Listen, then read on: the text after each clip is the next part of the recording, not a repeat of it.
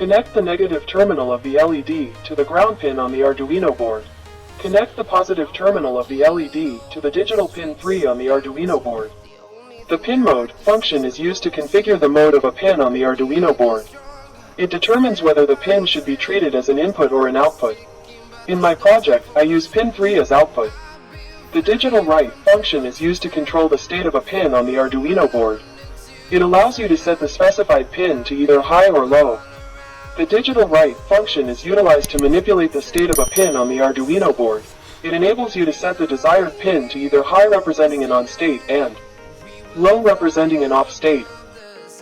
The delay function is used to introduce a pause or delay in the execution of your Arduino program. It allows you to specify a time duration during which the program will wait before continuing to the next line of code. The delay function is utilized to introduce a specific time interval during which an Arduino program will pause or wait.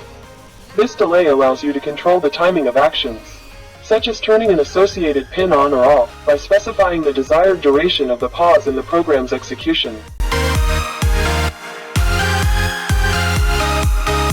In this project, I have programmed the LED turn on 1 minute and it turns off 1 minute. Feel like a dynamite, ready to explode right up in the sky. I need you to listen, I need you. Let's change that same program to blink 4 LEDs. Any fear?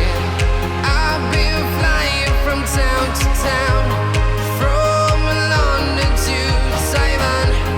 I've been all around the globe trying to protect your soul. We are heroes. And you can try this example code including Arduino Sketch.